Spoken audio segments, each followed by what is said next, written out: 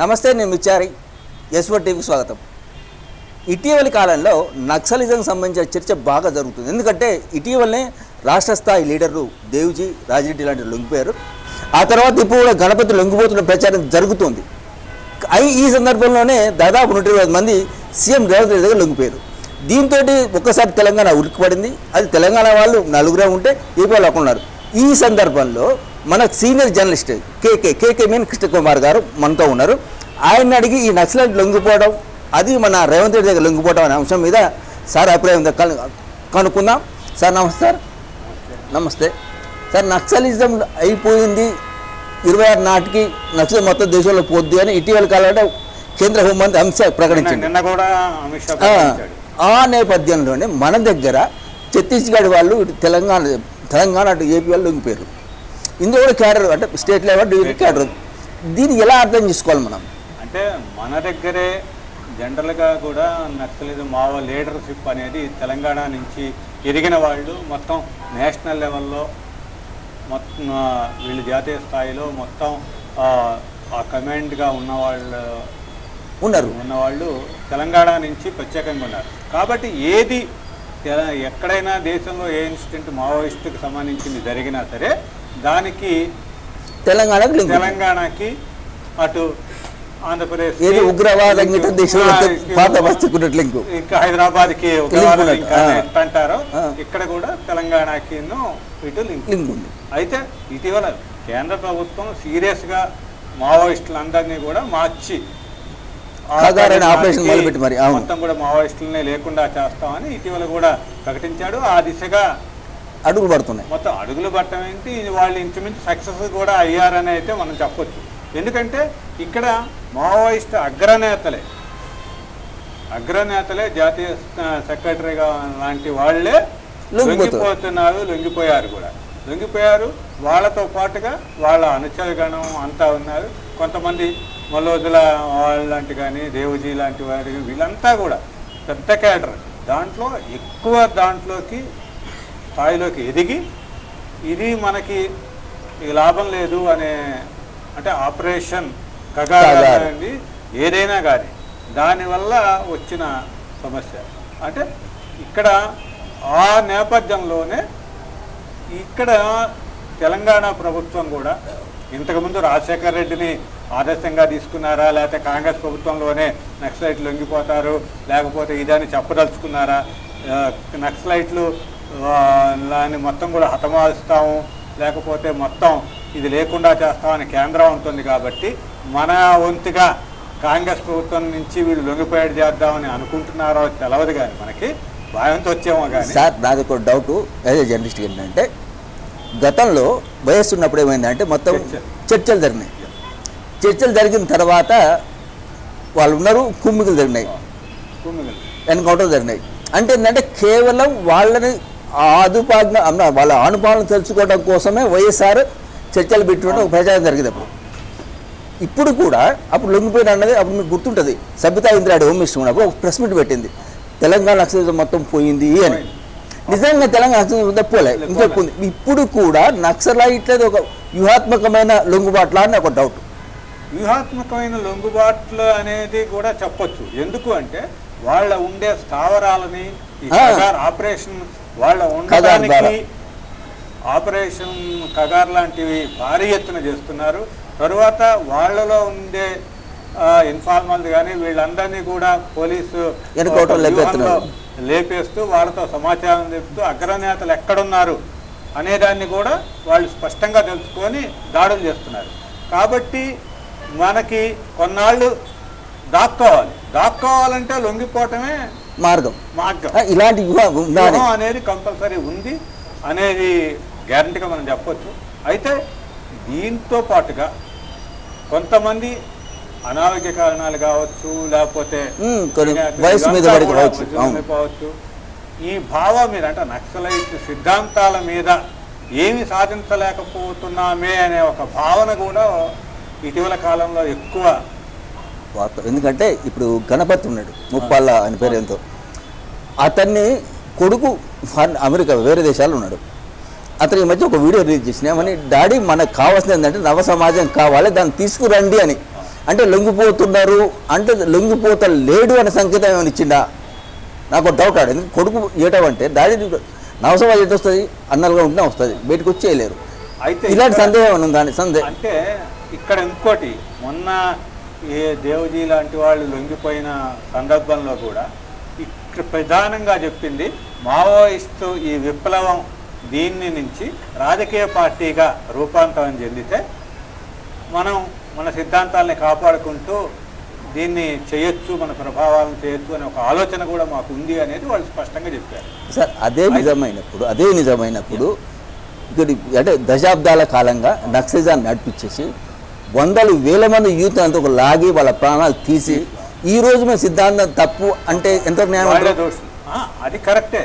కానీ ఇక్కడ ఉభయ కమ్యూనిస్టులు కానీ అంటే సిపిఐఎం కానీ ఇవన్నీ కూడా ఈ మావోయిస్టు భావజాలం వీటితో ఉన్నవే కదా. అవును, వామపక్ష భావజాలంతోనే ఉన్నాయి. అవును, వీటితో ఉన్న వాటినే సక్సెస్ కావట్లే ఏవి.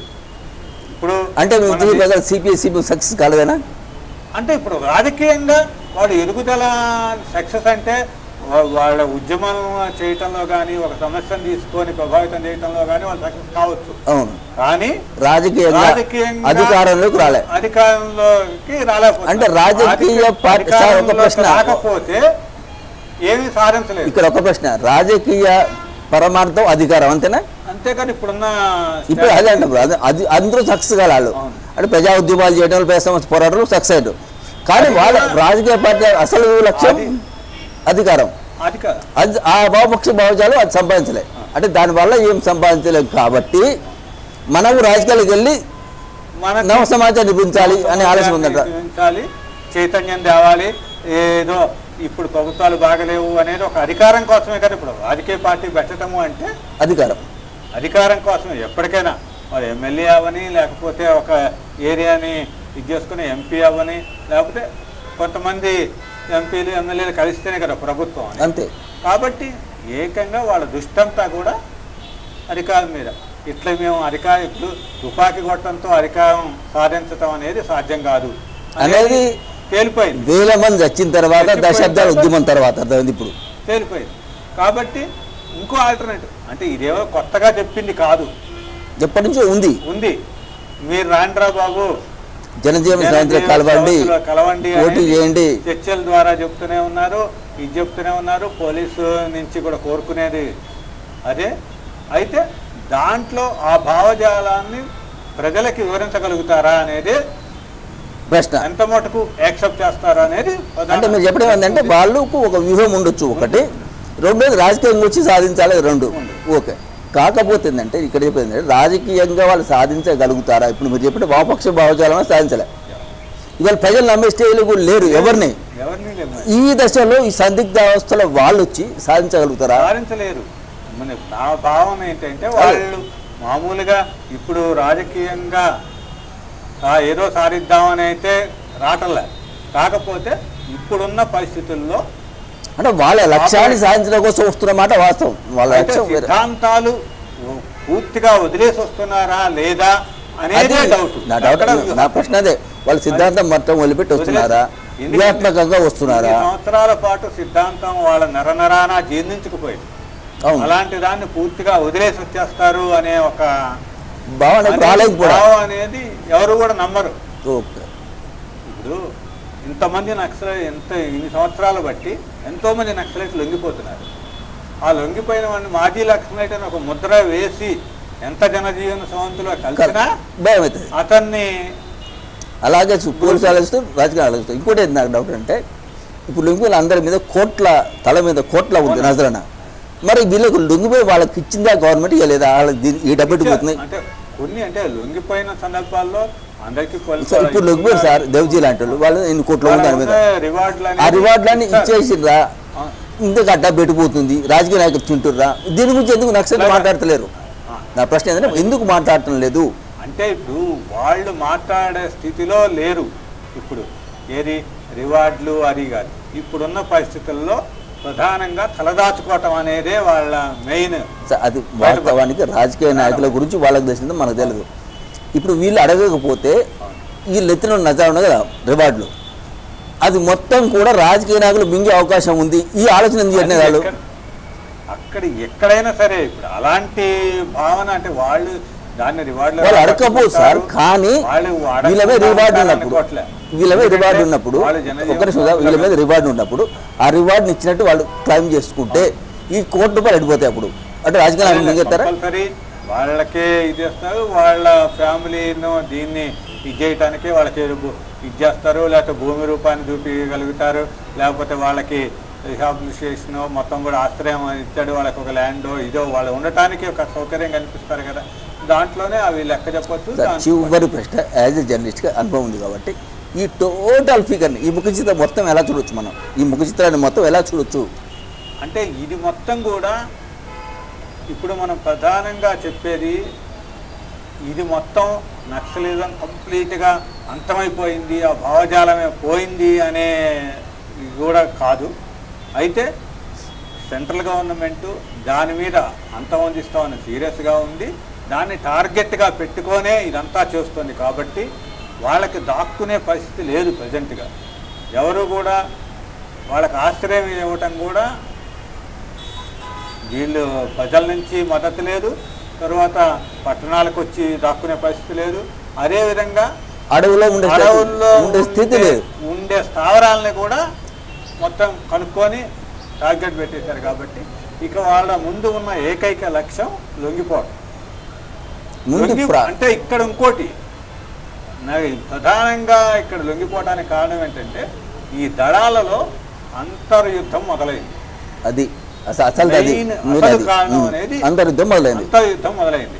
కొంతమంది ఏం సాధించగలిగామనే ఒక భావన పెరిగిపోతుంది.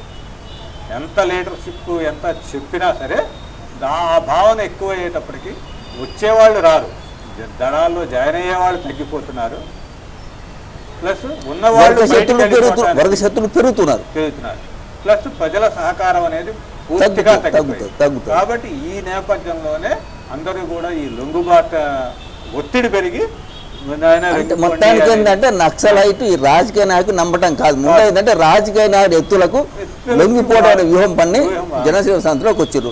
ఇన్ ఫ్యూచర్ ఏమైతే మనకు తెలియదు. ఇదండి ఈనాడు చరిత్ర, ఈనాడు చర్చ. ఏం సాధ్యపడేవి ఏంటంటే నక్సలైట్ పూర్తిగా ఆయుధాలు వదిలేసి వచ్చినమాట వాస్తవం అయినా కూడా అది వాళ్ళ వ్యూహంలో ఒక భాగం అయ్యుండొచ్చు, అయిందని గ్యారంటీగా ఉండొచ్చు అంటున్నారు. ఇది ఈనాటి టాపిక్. మరో టాపిక్తో మళ్ళీ కలుద్దాం. చూస్తూనే ఉండండి S4 TV.